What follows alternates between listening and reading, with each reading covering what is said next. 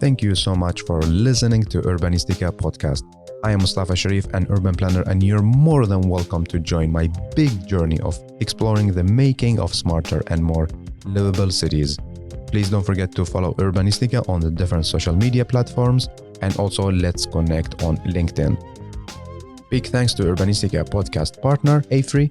AFRY is an international engineering and design company providing sustainable solutions in the fields of energy, industry, and infrastructure. Are you ready for a new episode?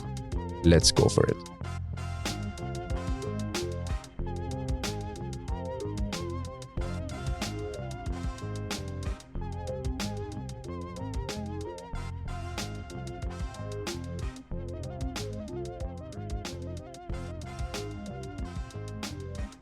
Today we have a very interesting episode with a great storyteller. This episode is in collaboration with the Placemaking Europe. I have the pleasure to welcome Päivi to Urbanistica podcast. Hey and welcome. Thank you. How are you doing? I'm good. Yeah, sun is out and people are out, and I've been running a workshop this morning, which was very exciting. That's amazing. So where are you now? In which city? I'm in Helsinki right now. And just today I was in Lahti, which is about an hour away from Helsinki. But Helsinki is our sort of headquarters at the moment. Yeah, that's awesome. And how is the city? Is it still under the lockdown or It starts to open? It's slowly opening up, and I can see that people are eager to get back to so-called normal. There is definitely kind of, or at least I can see that people are more and more spending time outdoors and enjoying the city. Of course, the weather helps with that a lot, but also the restrictions are being slowly lifted. But with the events, for instance, it's not very easy at the moment yet. Yeah, I can imagine. And how is it going with the vaccine? They are going well. I have my first one, and the second one is in August. So yeah, it's kind of like a race. Just with talking with colleagues from Estonia, they had their second one is just very soon being given. So it's like a little race between countries. But yeah, of course, we are very lucky that it's functioning well and going fast. And the first one is already injected. Yeah, that's amazing, and I'm really happy to hear that. And I would love to hear more about you. You are our storyteller for this episode. How would you like to introduce yourself? Tell us about your passion. Yes, I would. I guess I'm many things, wearing many hats, but all related to public space and urban environment and people. I'm an urban designer, placemaker, and artist with a focus in public space. So public art and design is my thing. And I guess that kind of outlines also what I'm passionate about. So I'm passionate about city life, urban life, cities in general.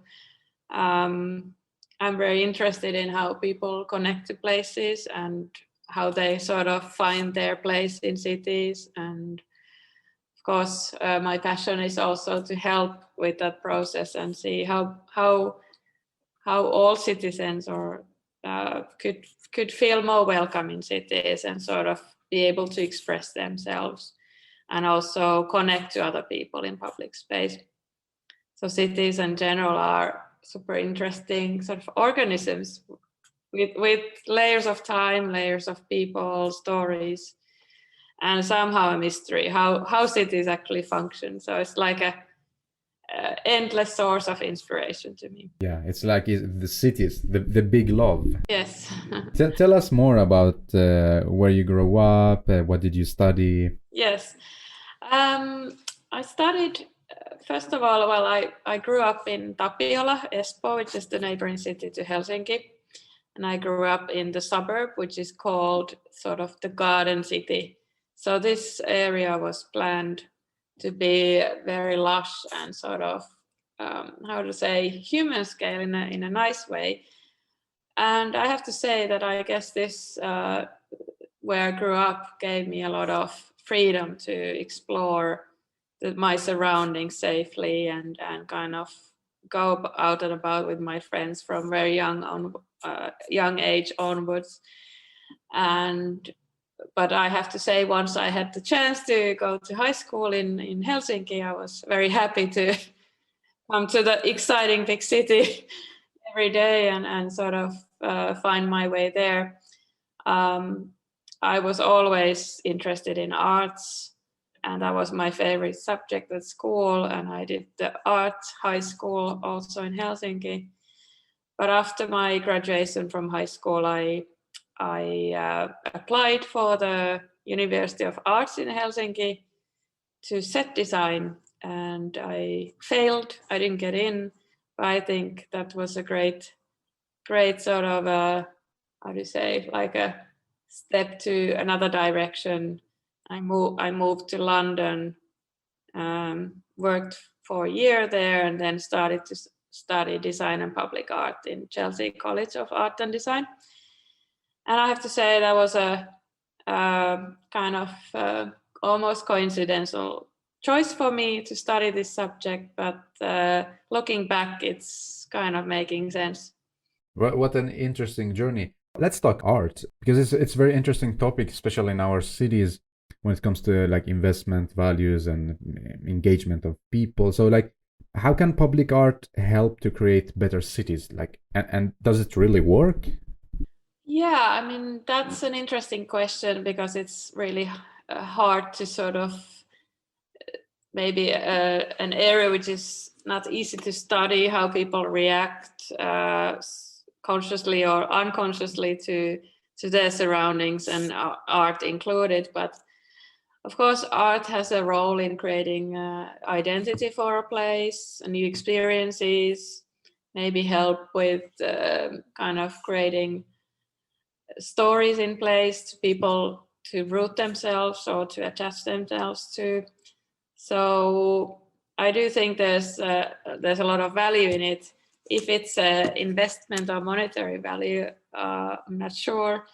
But of course, the more people care about the surroundings or their districts, the more it's kind of a overall well-being is spread around.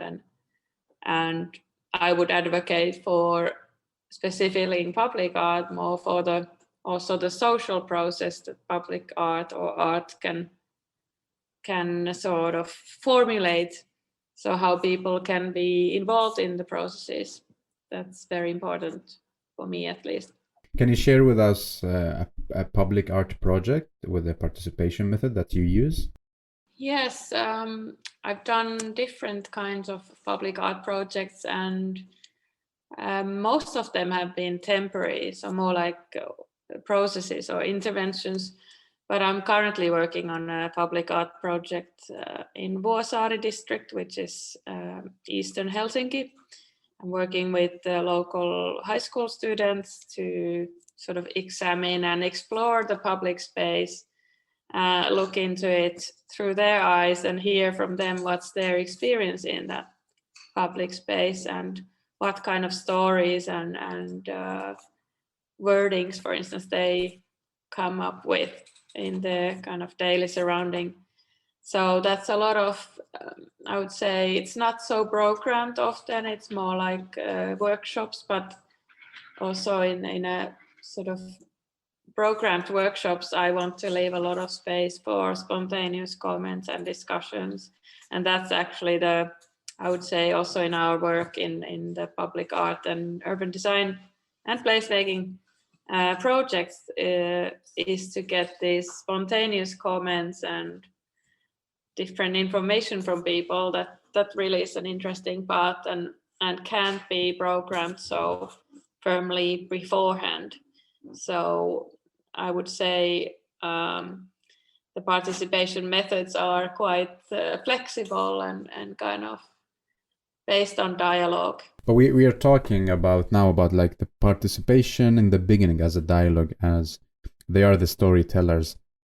How is it when it comes to producing the art? You know, like the doing. Do you also engage people in this step of the project or no? Yes, depending on the projects, it's either the kind of the whole concept or the whole thematic is formulated with people, but also it can be sort of designed into the process, also in the making. I do like to think that or I'm aware of the kind of different roles we should take. What's my role as an artist and facilitator, and people participating, is it meaningful for them? So also they'll think of the ways people can participate and also create several ways to participate. So recognizing that not everyone wants to be very actively involved. For instance, on hands-on work, they are more the thinkers and kind of people who want to talk. So there's a lot of this fine-tuning and intuitive approach to recognize also these skill sets, how people can and want to participate. But the making, of course, the sort of hands-on work is an important part in our work also, because that really is something that breaks some of the unwritten rules of public space, that you can actually build up a community hub together with us, or an urban garden, or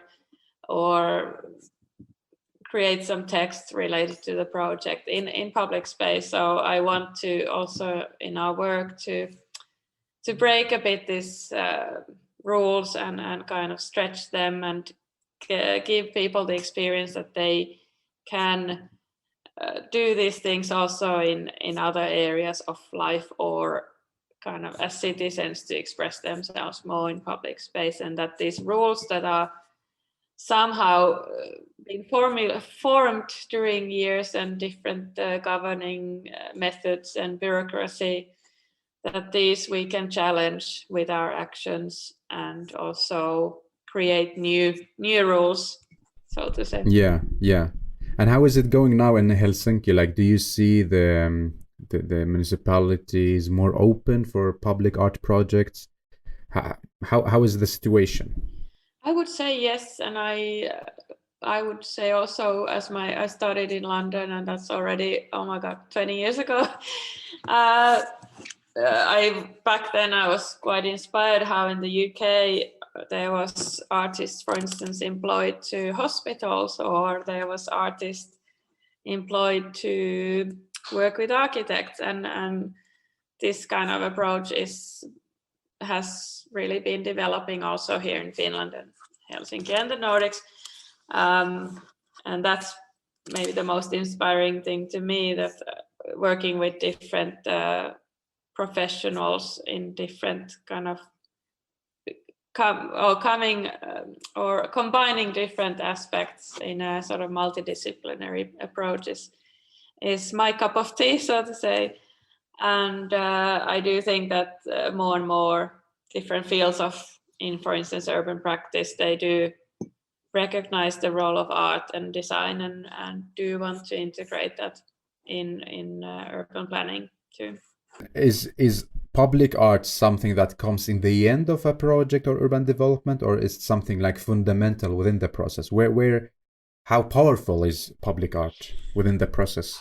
I would like to think that, or I would claim that it should come early in the process, that I do think that public art shouldn't be something that's applied in the end as a decoration, and more of a process that's integrated into the urban planning or aerial development or community building. And there, I think there's still work to do, that we can gain more understanding and on that what artists and designers can bring to this process, because always the results are not visible and tangible, and they're therefore not always so easy to communicate. But I do think that public art should definitely be something more site-specific, maybe more community-specific, and also more often more like a process rather than an end result. Yeah. I also agree with you, because like what I see recently, at least here in Sweden, in some municipalities, they save it to the end, you know, like they just have it as a decoration. And then they complain about the quality. I mean, of course, if you save like so much budget, like nothing, and then you want something cool and interesting, you will not get it for such money, like because you don't think about this in the beginning. So of course the result will not be so good as you would love to. Exactly. And then it becomes maybe like also a little bit of a place hierarchy thing, that it's placed in sort of main squares or meaningful spots or central locations where it could be more spread around. It could be more in that sort of, how would I say, like exactly where people have their sort of daily surroundings. So I do think that it could be more integrated to the urban sort of structure and everyday environments, rather than highlighting some main squares or being very static and kind of landmarks. So, but this is very, I mean, also here there is projects where it's sort of coming in the end, and sometimes there is too many expectations also what art can then do in, let's say, in some areas, that if we paint this wall nice, then all the social problems will disappear. And we, of course, that's a bit of a, how do I say, like a obvious claim, but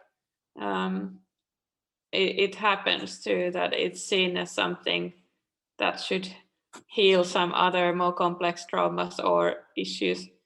And then if it's a static 2D, 3D item, that's really not gonna do much, I would say. Yeah, I think you're highlighting very important points. The first one is about like art shouldn't be only for the public squares or the main squares, you know, like because like we have an entire city and everything cannot really fit only in the city center or like in these. Of course, these spots are very important, but like what happened with the others, with the other part of the city or other areas. And also the other one with the public art. I really believe that art can change the world, but first we need to make sure that we have the budget. And also like city is not only about one element, like about so many different elements. And I'm very interested in hearing about you doing urban design, because you're not only doing art. So what is urban design? Like, can you define it for us? How big is the scale? Yes. Well, urban design to me, of course, it's many things, and it's either large scale sort of aerial designs, but to me it's more about understanding how cities use public space and how we can sort of re-choreograph that. So in our practice, urban design is a lot about sort of looking at the street level surroundings or human scale surroundings. And I mean that can be, of course, public squares too, and so on. But we have done projects also with kind of new area development related planning, where we've done some phasing plans of how the public spaces could gradually or in phases become lively, and how it's integrated to public art and community building. So it's many things to me. It's everything from that small corner on a street corner to courtyards to street infrastructure. But yes, I somehow think that architecture and city planning and urban design is very, very much entwined somehow together and linked. So the scale can vary a lot. Yeah, so you as an urban designer, you're a mix between like an architect, landscape architect, and also an urban planner. You mean me? Did you say you are? Yeah. I would say, yeah, I'm kind of. I see myself positioning in between buildings, and that's nice because one architect told me that too. That our practice is is their practice is the buildings and this big structures, and somehow our practice is creating life in between buildings, and that I like this definition. So urban planning is, I would say, it's still in a larger scale, and with urban design and placemaking, we can really look at this kind of smaller blocks of a city. I would say also smaller in that way that we can link to the place, to the people. So it's in that scale still that we know roughly who is using this space and how we can link this space to the people and integrate the people to the space. So yeah, I would say sort of small chunks, but it's of course important to understand the link to urban planning and the large scale and how people, for instance, move between these places and districts. It's super interesting. Can you give us like an example of an urban design project that you work with, so to make it like extra clear for us? Yes, we are currently working on many smaller projects with our new Parkley concept, so a modular concept for placemaking and urban design. And prior to that, we've done different projects that are linked to bigger urban planning processes. So our urban design projects are or have been, for instance, linked to a square or a certain area in a bigger area. But the interesting thing, of course, has been that how we can link the place-led development into, how would I say, like city planning development. Few examples of this urban design projects, previous projects, as we are preparing the next projects, would be that we have been working with in a district which is sort of with a less positive image in Eastern Helsinki, and creating this placemaking and urban design project in this square was a really great sort of process for also us to test our methods, to learn more about our ability to create change, and also how we can create participation with the people who are not so used to different participation methods, for instance. And how that was then linked to the city planning process was in dialogue with the city planners, and that was very interesting. So we could kind of bring the street level knowledge and information from the people to the planners, which understandably are not so often able to go and visit the site and discuss with people. And I would say that in urban design and placemaking, this, when we frame some space with some physical structures to create this place for people to kind of to have this platform, this is very important, that there is such kind of framed, I would say framed places to connect. So yeah, so you work as a link between people and the planners. Yes, I would say that too. Yes, definitely. What do you see? What is the biggest challenge you see in such kind of projects? I would say the biggest challenge is possibly, or there's probably many things. One of them is, of course, that I see as a placemaker that this sort of processes or projects should be used way more as a tool to generate information, generate local information, get people participated, and then deliver that knowledge or information to the planners. But I don't see it used so much, at least in Finland yet. Let's see, we are working on it.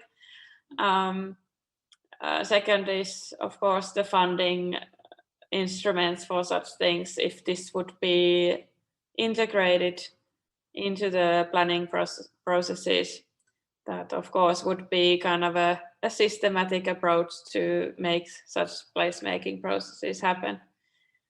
And of course, there's a lot of then once there's been a successful project or with a project with positive impact, it's then it's kind of, I see it as a wasted opportunity that we might have funding for maybe 2 years, and then we are not able to continue this process, which started very promisingly and had a positive impact. We have to sort of close that down. Of course, people understand the value of temporary projects too, but I would say that we should work way more on creating the continuation from such projects to also scale them up. Because you work with many different fields within developing cities. If I ask you, like, how do you imagine an after-COVID city? Yeah, it's kind of interesting question because we are sort of living in it right now. But I imagine it being more green, more livable, more sort of accepting, and maybe more appreciated. So I think during COVID, we really, or the pandemic sort of highlighted the importance of public space and our living surroundings. And we probably generated more ways to use it and be more creative in it. And that was actually very interesting to observe also here in Helsinki. So I would imagine after COVID cities being more ready for change, more appreciated, and perhaps people are paying more attention to their sort of very local environments, and perhaps they are being more ready to act to improve those environments. But I do think, like, in the big vision of an after COVID city would be that there's more bike lanes. It's rapidly transforming by using this window, this opportunity to also address future challenges, to prepare for such things, and also address climate crisis very strongly, that they would sort of cities would change more rapidly. That would be probably the bigger vision I would have an after COVID city. Yeah, and now you painted a very beautiful image about, like, how after COVID cities will look like. Do you think this will match with the reality? Like, are we really going to have such kind of city, or no, we will just keep developing cities as how we used to? Yeah, that's a bit of a, I would say I'm a little bit afraid or worried that the opportunity is a little bit lost. On the other hand, I'm seeing great new habits people developed during the COVID with their cities. Like I said, using parks, using different places more creatively, and they have discovered new places altogether. So I think that I would say I'm expecting that some of these very good habits are being held on to, and people will become routines, and people will sort of keep doing that. After all, yeah, I hope it's not turning into a wasted opportunity. But it depends. I sort of thought that it seems that cities with sort of bigger challenges like London and Paris with, let's say, air quality, they are doing more brave moves and more drastic moves to address this. And elsewhere in Helsinki, for instance, we are in quite a good position with air quality wise, even though we also do have problems with that, and specifically with green areas. So I don't see that the sort of urgency to change varies city by city, and that probably affects a lot how are the after COVID cities. Yeah, exactly. Do you think, like, placemaking is the key to develop an after COVID city? And if yes, why do you think? I would strongly say yes, and I'm as a placemaker, that's probably a natural answer, but I do think that placemaking has a huge role in after COVID cities.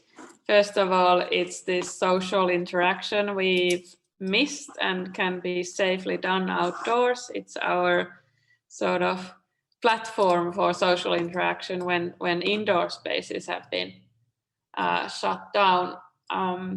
Also, placemaking is really that low threshold tool to change our cities. So we can start by putting a bench outside to then a large scale urban design placemaking project. So there's many levels in the sort of actions we can do.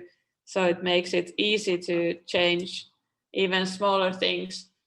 But maybe most importantly, I would say that placemaking is this tool to reimagine our cities when we can turn our local small areas, street corners, pocket parks, parklets, courtyards to more green, more welcoming places.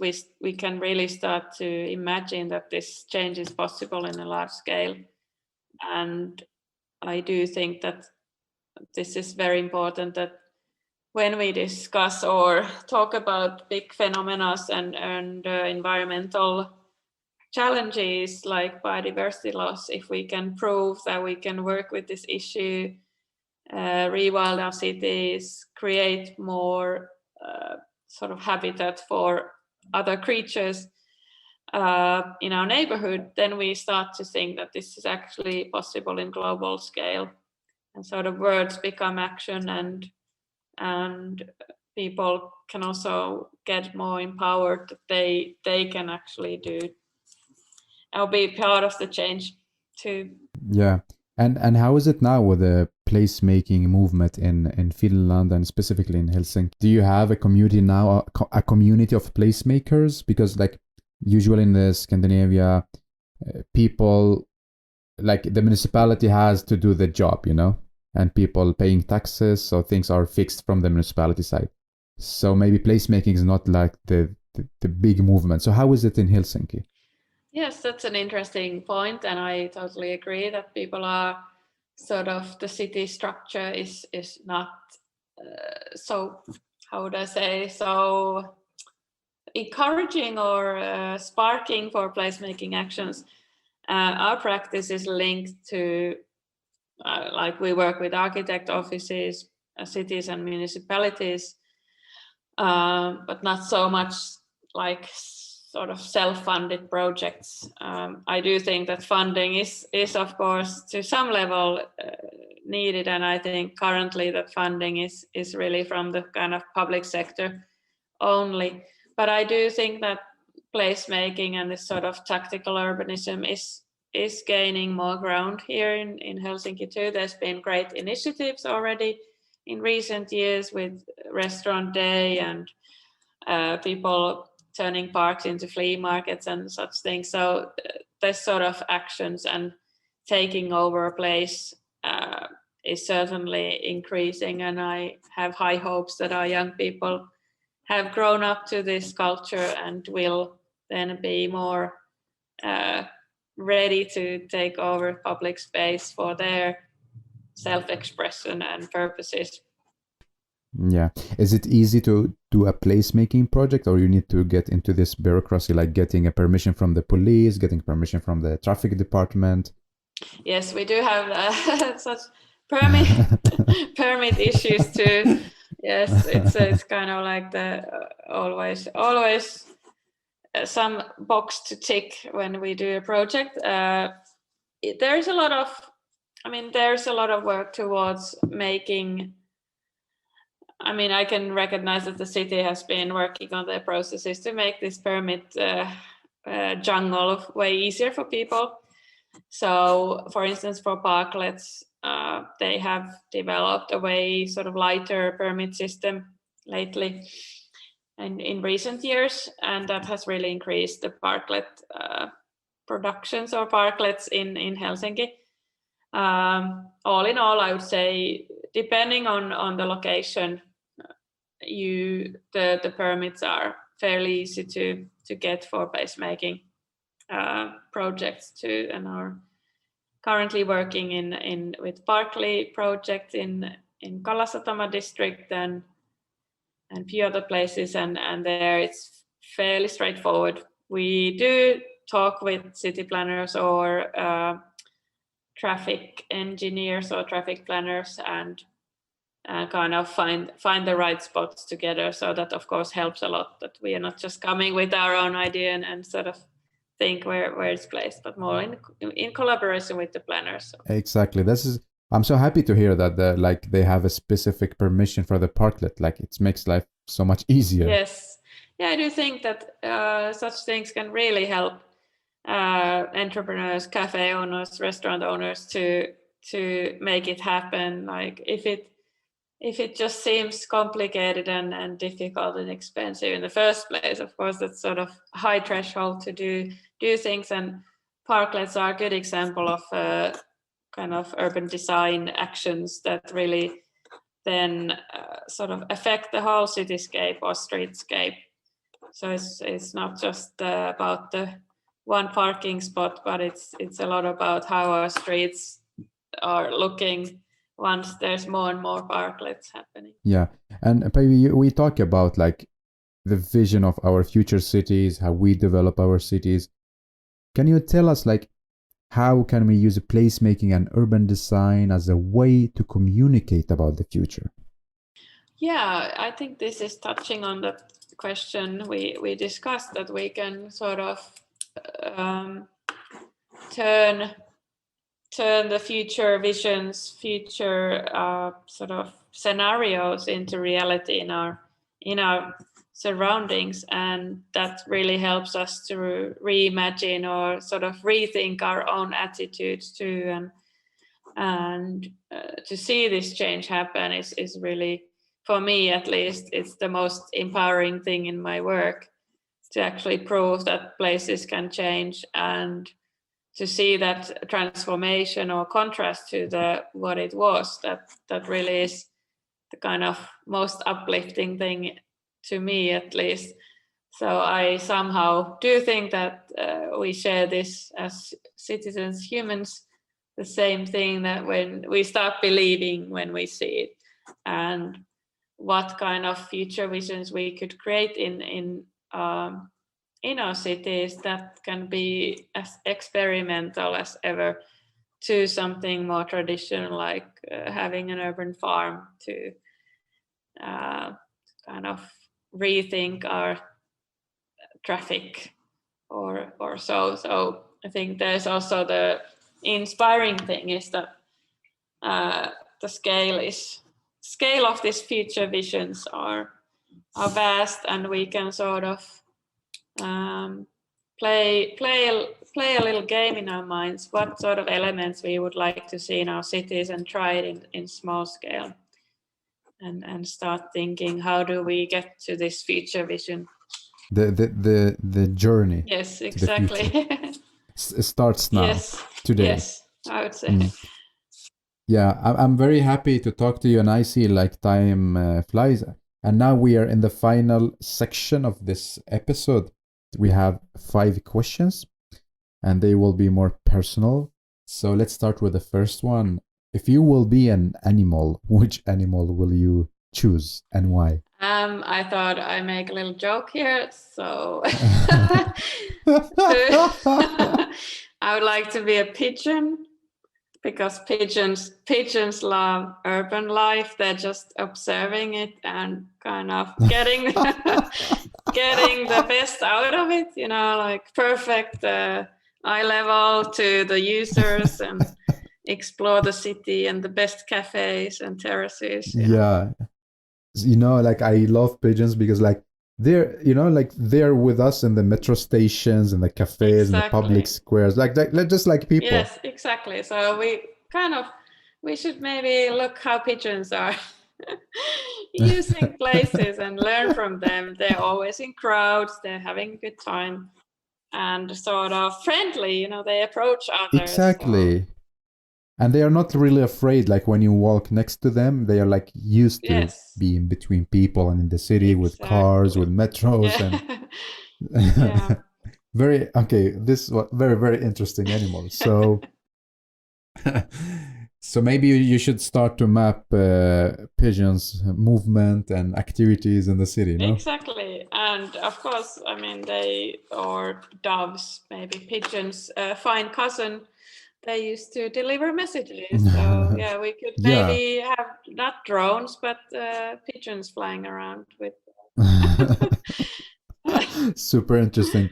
By the way, so what are your hobbies? Do you have time to do something else than placemaking, urban design, public art? I would say quite little. That of course I have children, and we are sort of work is very much integrated to daily life too. But I do have some hobbies. Dancing is one of them. Now that soon we can open dance studios again, I will be there.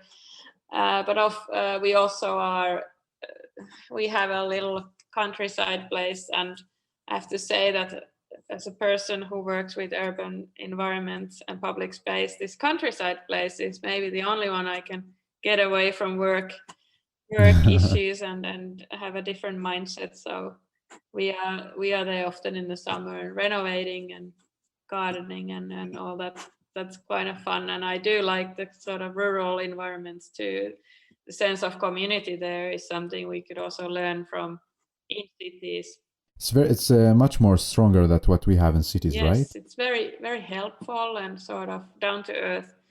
You can always ask people for help and kind of there's this sort of a nice community events also in the smallest villages, and that's really nice to see. That's very interesting. So, if you have 3 wishes, what will you wish? Oh, this I have to have a little think. You cannot say I wish to be a pigeon. This is like. Well, I would wish that people, cities would really then use this opportunity of COVID. It's been also a crisis and a tragic event for many globally. So what can we learn from the crisis, and what can we use this as a gateway to turn some of the effects into positive ones? That's kind of generic, but a big wish.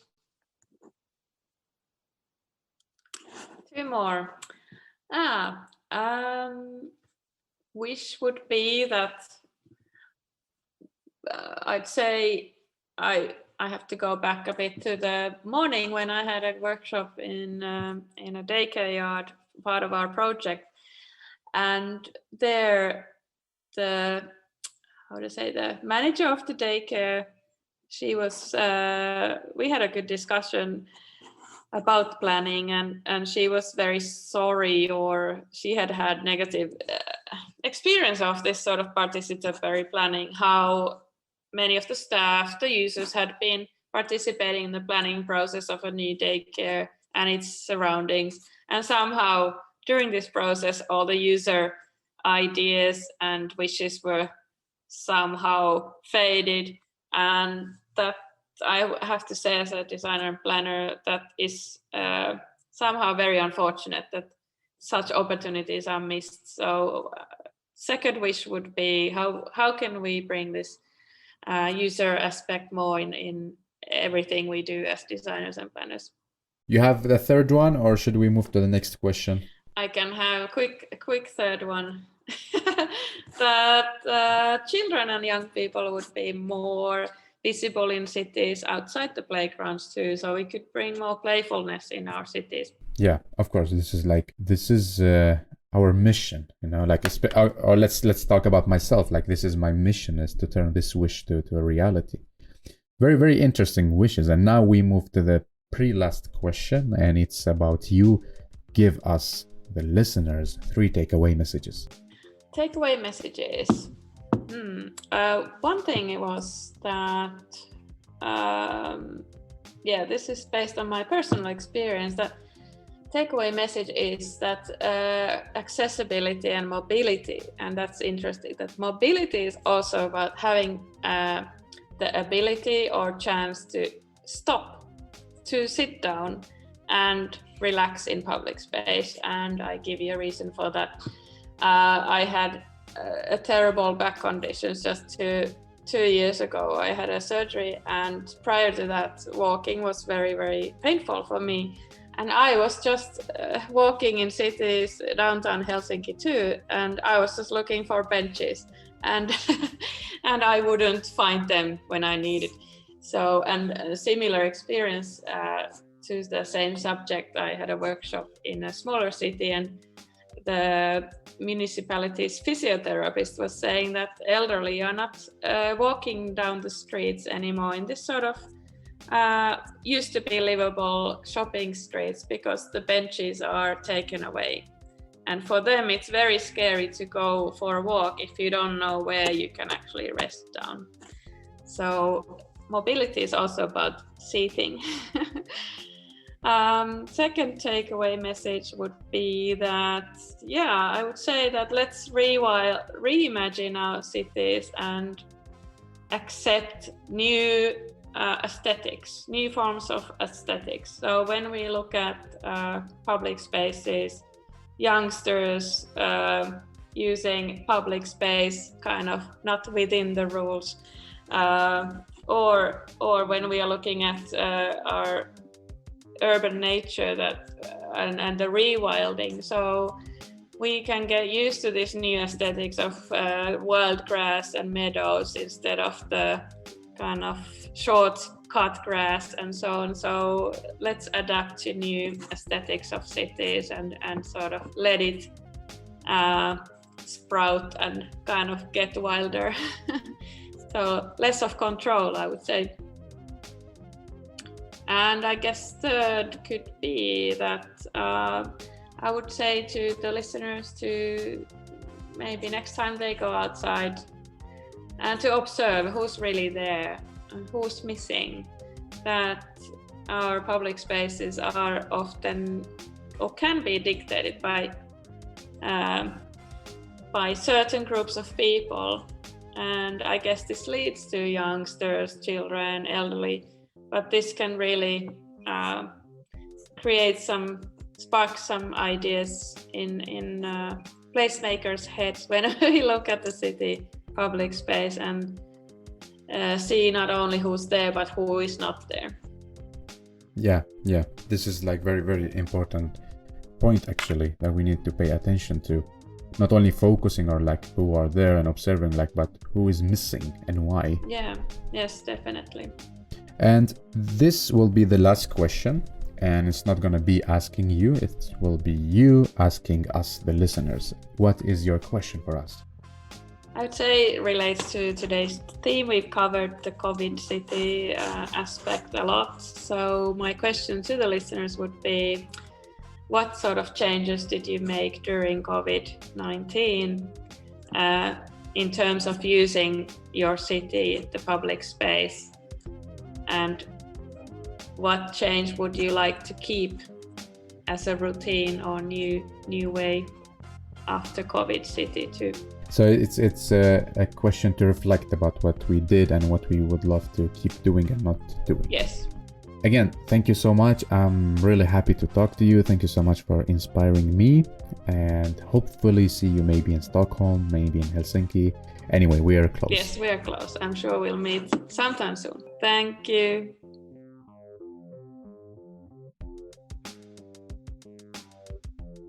Well, thank you so much for listening to Urbanistica podcast. I hope you really enjoyed this episode.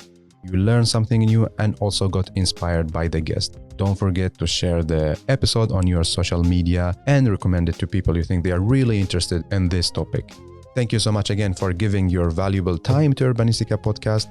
I am Mustafa Sharif. Keep up the good work. Keep loving cities.